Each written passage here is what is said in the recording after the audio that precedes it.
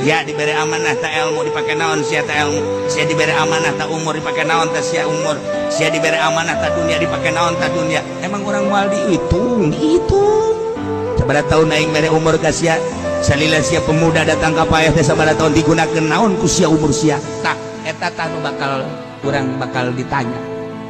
Aing mere dunia ka sia, dunia sia teh nu aing tapi dititipkeun ka sia dipake naon ku sia. Ayo aya tulisan-tulisan anak kita anu pake kasieun. Ayo dibere ilmu sia ku aing. Hah? Urang kumaha aing mere ilmu ka sia digunakeun pake naon salila hirup ilmu sia teh. Amanah eta teh ti aing teh disampaikeun jeung unsur penyampaian kumaha. Ayo coba. Masyaallah lamun urang ke ditanya ke di hareupeun Allah kumaha. Walam yakhsha illallah. Kasihan kecuali Allah.